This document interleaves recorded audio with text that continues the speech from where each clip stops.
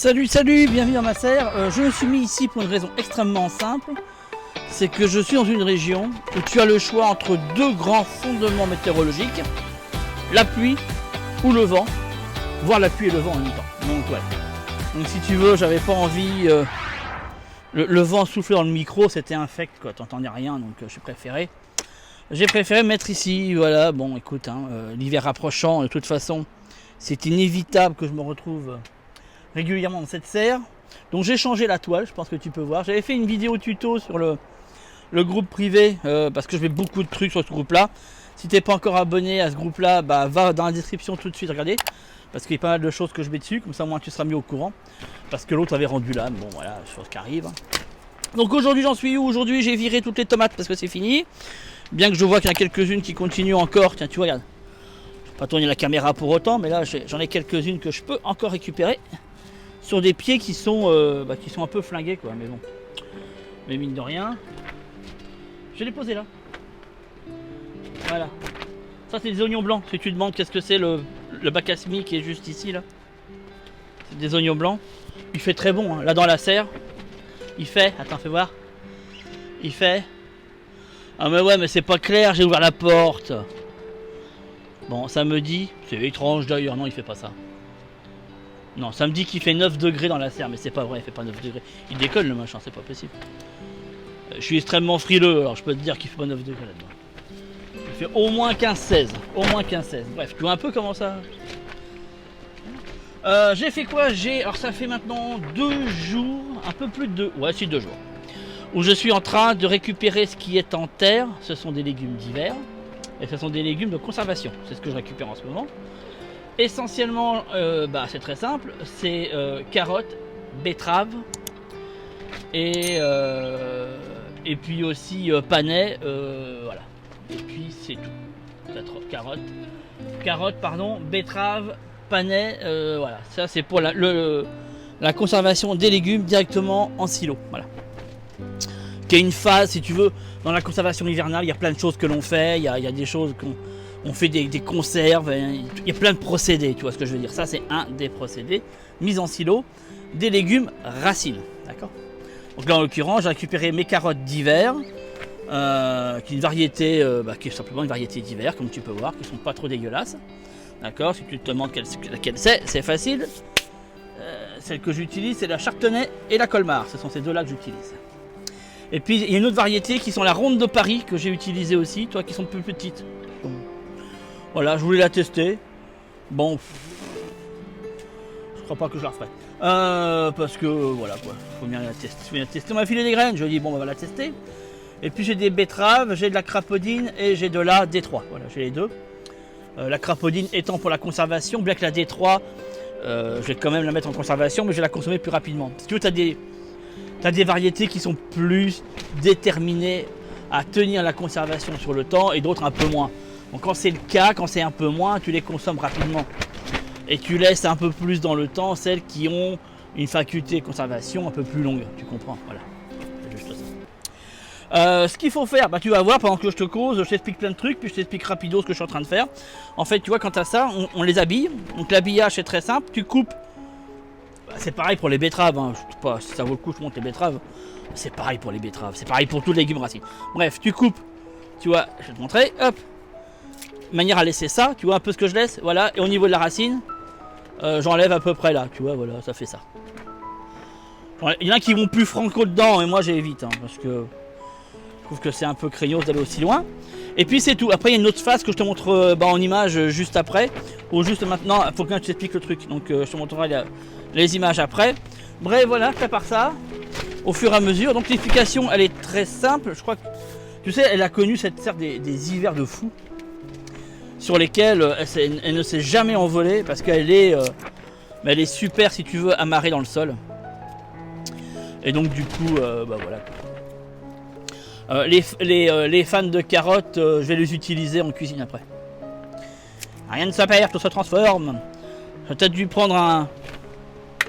Tu vois, je voulais filmer. C'est le problème quand je filme, parce que tu vois, en fait c'est compliqué de faire quelque chose tout en... Tu vois, on me dit ouais c'est dommage, on ne montre pas toujours ce que tu fais au jardin. Ouais mais les amis c'est gentil, mais tu vois, rien que de faire ce que je vous fais là, c'est pas que je perds du temps, c'est que bah forcément, il faut préparer les choses en amont. Je me dis, attends, faut que je montre ça, faut que je montre ci. Ça me prend plus de temps que quand je le fais directement, mais bon, il faut quand même le montrer à un moment donné. Donc voilà, donc j'ai oublié de prendre le... Bref, ce qui me sert justement à mettre ce que j'ai besoin. Donc ma deuxième cagette comme ça, qui est restée dans la cabane de jardin. Bah écoute, tant pis, j'irai après. Je te finis là-dessus. De toute façon, je te finis là-dessus. Et puis voilà. Bon, il y a des petites qui sont passées avec. Bon, tant pis. Tampé. Donc, dans les parcelles que je mets en place, ça va être infernal avec le vent. Je l'ai perdu, elle est là. Je mélange plein de choses. Ce qui me permet de pouvoir récolter à différents stades. Comme tu peux le voir sur les images que je t'ai mis ou que je te mets, ça dépend comment j'ai prévu ça. Eh bien, comment t'expliquer, la terre elle est super molle, hein, tu vois, j'ai pas besoin d'outils pour les récolter. Souvent les carottes, prendre une bêche, moi tu as vu je fais ça à la main, toujours fait comme ça. Tous les légumes, je prends aucune bêche, rien, j'enlève. Et ça me permet, si tu veux, alors les récoltes que je te montre là, j'en suis à ma... Bah je crois que c'est ma quatrième ou cinquième récolte de carottes, un truc comme ça, je sais plus. Ce qui fait que... En fait, j'éclaircis quasiment rien en définitive. Tu sais, les carottes, il faut les éclaircir, machin, mais je fais quasiment pas. Ce qui permet de pouvoir en avoir différents stades. Et là, il m'en reste encore qui vont certainement se développer maintenant ou au tout début du printemps. Et je les laisse pour ça, tu vois, voilà. Ça me permet de faire ça. Qu'est-ce que je veux dire? Ouais, voilà, donc je récolte tranquillement. J'évite d'utiliser des bêches et des outils pour pas les abîmer. Mais en même temps, j'ai envie de te dire, si tu as une terre qui est pas travaillée à fond, ça va être très compliqué d'éviter, si tu veux, enfin tu seras quasiment obligé de le faire. Ça va pas être, si tu veux, super simple bah ouais voilà, tu vois, de ne pas avoir à utiliser un outil. Il faut vraiment que la terre s'y prête, sinon t'arraches les feuilles et la carotte elle reste en terre, tu comprends. Bon. Ce qui est pas gênant en soi, je te le dis tout de suite, si c'est le cas, laisse, et au printemps elle va refaire des tiges, par contre elle va monter en graines, ça te fera de la graine. Donc tu t'acharnes pas à vouloir la récupérer. Ça te fera des graines, tu vois ce que je veux dire. Je vais pas très vite là, hein. Je suis juste tout net, habituellement je vais beaucoup plus vite que ça là, mais là, bah ouais, j'arrive pas à faire deux trucs en même temps. Parler et travailler, c'est... Je sais pas le faire. Donc voilà. Donc je vais lentement. Et puis après je vais couper la vidéo, puis je vais mettre vraiment à le faire quoi. Donc ouais voilà, préparer les légumes racines, pour les mettre en jauge, il y a deux manières. Celle que j'utilise, c'est des cagettes dans lesquelles je mets un voile de géotextile. Je mets du sable, je te montre ça. Je mets du sable, je mets une couche de racines. Je remets du sable, une couche de racines, je remets du sable, une couche de racines. Le sable est humidifié. Il n'est pas trempé, il est humidifié, d'accord. Et ça me permet, quand j'ai besoin, de récupérer ce que j'ai besoin au moment où j'en ai besoin pendant tout l'hiver. Je fais la même chose avec, je t'ai dit, avec les betteraves. Je ferai la même chose avec les panais aussi en même état d'esprit. Et puis voilà, ça tient ce que ça tient selon la variété, bien entendu. Et selon là où tu le mettras, idéalement dans une pièce où la température n'est pas très haute. Idéalement une cave, on n'a pas tous des caves, moi j'en ai pas, donc moi c'est un cellier, donc ça va dedans. La température reste toujours positive, donc ça va. Et en hiver, il fait à peu près, allez, il fait 10 degrés dedans, ouais à peu près, en moyenne. Bon voilà. Tout ce que je vais faire, c'est juste les brosser avec une brosse pour enlever le résidu de terre, mais je ne les lave pas. Et il y a beaucoup de vidéos dans lesquelles tu verras, ou même d'articles, hein, de blogs, même de livres aussi, d'ailleurs il y a peu de tout, hein, comme à chaque fois, où on te dit laver les légumes avant de les mettre en jauge. Ne le fais surtout pas. Surtout pas. C'est le truc à ne pas faire, parce que, si tu veux... Le fait de les laver, c'est que tu réduis la conservation. Tout simplement parce que autour de ces légumes, tu as tout un tas de choses qui y sont, dont des bactéries, qui vont quand même avoir un certain rôle pour les protéger pendant l'hiver d'un développement de champignons. Parce que c'est quoi le risque? Quand on les met en jauge, le risque, c'est qu'elles pourrissent. Donc il y a un champignon qui se développe dessus et qui fasse pourrir. Alors il y en a qui vont te dire, oui, alors tu peux les tremper dans du charbon de bois, mettre du charbon de bois ou mettre de la cendre de bois. C'est pas idiot, hein. C'est loin d'être idiot. Moi, je ne les lave pas, je les essuie et je les mets en jauge. Après, voilà, il y a d'autres petites méthodes qui ne sont pas idiotes. Faut-il encore avoir de la cendre de bois? Tout le monde n'en a pas. Mais ça peut se faire comme ça. Qu'est-ce que je veux te dire aussi par rapport à ça? Non, mais c'est tout, en fait. Non, si, il y avait un autre truc. sur la mise en jauge. Ouais, donc tu peux utiliser ça. Tu peux utiliser une construction en briques si tu veux, voilà, maçonnée. Pareil, mis dans une cave. Ou tu peux aussi maçonner quelque chose et le mettre à l'extérieur. Mais dans ces cas-là, il faut prévoir que l'eau rentre pas à l'intérieur. Il faut prévoir un truc pour quand il pleut, l'eau rentre pas dedans. Sinon, tu vas inonder ton silo et alors laisse tomber, c'est inefficace. C'est tout. Il y en a qui utilisent des tambours de machine à laver.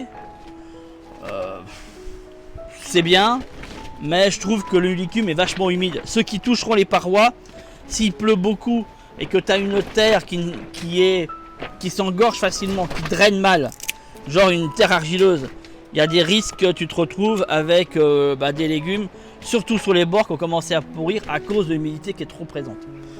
C'est possible, c'est pas forcément obligatoire à coup sûr, mais sache-le qu'il va falloir que j'aille chercher absolument mon autre cagette parce que je vais me retrouver à court de possibilités de mettre dans tous les petits coins. T'imagines? Mais bon, c'est chiant parce que si je dois partir, il faut que j'enlève mon micro, que je déplace le pied, enfin tu vois. Donc bon, je fais ça comme ça et puis c'est tout. Et puis ma foi, voilà quoi, c'est tout, tu vois, voilà, brossage, je le mets, on le sait, je regarde le nombre de kilos qu'il y a, chaque fois je les pèse pour savoir à peu près le nombre de kilos, pour savoir si j'en ai sur l'autre, si j'en ai fait un peu plus, un peu moins. Bon, je te donne l'info, hein, c'est variable. Ça dépend des années, il y a des années à carottes, des années qui sont pas à carottes, il y a des années à betterave, des années où il y a moins de betteraves, il y a des années à courgettes, des années où il y a moins de courgettes. C'est tout le lot, si tu veux, du jardin au naturel. J'ai, sur la globalité de ce que je produis, toujours la même quantité, grosso merdo. Hein. Ah, j'ai envie de te dire, allez, à 50 kilos près, tu vois, 50-60 kilos près. Par contre, j'ai jamais la même quantité de légumes pris séparément. Il y a toujours des variables, toujours. Tous les ans, il y a des trucs qui vont fonctionner mieux, d'autres moins bien. Et c'est dû à la météo, hein, tout simplement. C'est dû à la météo. Pour peu que tu aies un printemps pluvieux, ça va donner une répercussion. S'il n'est pas pluvieux, ça va donner une autre répercussion. S'il repleut abondamment pendant l'été, ça va donner autre chose. Si au contraire, tu as un été très caniculaire et très sec comme celui qu'on a eu, ça va donner une autre ambiance. Tu comprends, voilà, à chaque fois, on va être dépendant comme ça. Tes résultats, légume par légume, vont être dépendants de la météo. Voilà. D'où l'importance de produire une très grande diversité afin c'est pour ça, tu vois, le potager autonome tel que je le conçois, c'est comment te dire, tu sais jamais réellement ce que tu as dans ton assiette en fait. C'est pas genre tiens demain, enfin pas forcément demain, mais je sais pas comment expliquer ça en fait. Le mois prochain, voilà, tu vois, ça sera le mois d'un tel, pas sûr, tu comprends. Ça dépend de ce que tu as de disponible au jardin. Donc en fait tes menus tu les fais pas non pas par rapport à tes envies, mais bel et bien par rapport à ce qui est disponible. La nuance elle est juste là. Et souvent on est là, on fait potager productif, vite fait. Vite fait si tu veux avoir le même principe que dans une grande surface. Où quand tu arrives dans ton rayon, tu te balades, ah tiens, ce soir on ferait bien, je sais pas, tu vois, j'en sais rien quoi. Et hop, tu prends ce que tu as besoin, là non. C'est possible que ce que tu as besoin soit pas encore disponible ou soit déjà passé. Tu n'as plus la quantité nécessaire, tu vois ce que je veux dire. Après ce sera... Bref, voilà un petit peu le principe, tu vois. Là, j'ai une belle crapaudine là. Là pareil, je vais te montrer. Bon là les... Voilà, tu vois. Je prépare comme ça. Bon, elle a un peu... des légumes bio, hein. Voilà. Comme disait je sais plus qui, ouais, les légumes bio c'est moche. C'est dans ton estomac, tu vois ce que je veux dire, hein. On s'en fout, hein. Ouais, là, ce que je fais, tu vois peut-être pas. Je suis en train de les couper et de remplir le bas, quoi. Voilà, pour faire du compostage de surface. Bref, voilà, c'est tout ce que j'ai à dire là-dessus. Hein. Et toi, il n'y a pas énormément de choses. Mais c'est intéressant. Bah si, tiens, j'allais oublier ça. Ultra important. Pour quelle raison je les laisse pas en terre? Parce que je suis certain qu'il y en a qui... Tu te poses la question, tu es en train d'écrire le commentaire. Peut-être même que tu l'as déjà écrit en commentaire. Mais pourquoi tu les laisses pas en terre? Alors, en fait, j'en laisse une partie en terre de toute façon. Mais j'en récupère quelques-uns parce que je suis dans un coin, il y a pas mal de loirs. Oui, c'est des loirs en fait, des loirs et musaraignes. Et ils ont tendance en hiver à se nourrir de ce que je laisse en terre. Alors, outre mesure, ça me dérange pas, mais bon, voilà, faut quand même qu'il reste un petit peu à bouffer. Donc, moi je récupère surtout pour ça. Il fut un temps, mais maintenant on se rend bien compte que c'est plus le cas. Il fut un temps, c'est quand tu savais que tu allais aller vers un hiver où les gelées allaient être très fortes. Et ça peut être le cas dans certaines régions, où effectivement, malgré le paillage, malgré si tu veux, etc., tu as 1 mètre de neige en hiver, laisse tomber, tu ne vas pas aller récupérer tes carottes sous 1 mètre de neige, enfin t'es d'accord, même s'il n'y a pas 1 mètre, tu vois, même 50 cm, toi c'est ingérable. Donc le fait de récupérer et de mettre en silo te permet d'avoir une disponibilité. Dans des régions où le froid est quand même beaucoup plus important, ou, et moi c'est mon cas, parce que vous pouvez dire vraiment aujourd'hui dans ma région que les hivers soient extrêmement gelés, il y a maintenant 4 ans qu'il n'a pas neigé, qu'il n'y a pas eu de neige, je crois, 3 ou 4 ans, je sais plus.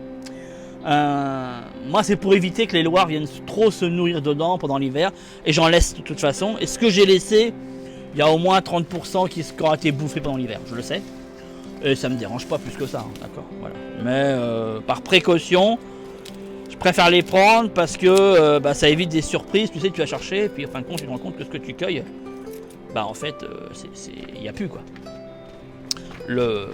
Tout simplement parce que ça a été bouffé. Donc voilà, c'est la raison pour laquelle on fait ça. Ce qui n'est pas une obligation, parce que si ton carré potager est, je dirais, est hors sol par exemple, ou d'ailleurs tu n'as pas ce problème de rongeur, et qu'en plus, tu n'as pas de problème de grosses, comment dirais-je, de grosses gelées d'hiver, laisse-les en terre, hein. Tu vois ce que je veux dire, il n'y a pas de souci là-dessus, hein. Ça sert à rien de les récolter, c'est du boulot inutile, tu les laisses en terre, ils se débrouilleront très très bien, il n'y a pas de problème là-dessus, hein. Ils sauront se débrouiller, trouver les moyens nécessaires pour faire ce qu'ils ont à faire, hein. Voilà. Pas plus pas moins, je vais finir toutes mes betteraves, je commence à avoir les mains rouges là. Et puis je te dis rendez-vous dans une prochaine vidéo, n'hésite pas à t'abonner, et si c'est le cas, clique sur la cloche, parce que sinon il y a des chances que tu ne reçoives pas les notifications des vidéos que je sors tous les jeudis à 16h. Je te dis à très vite, ciao ciao.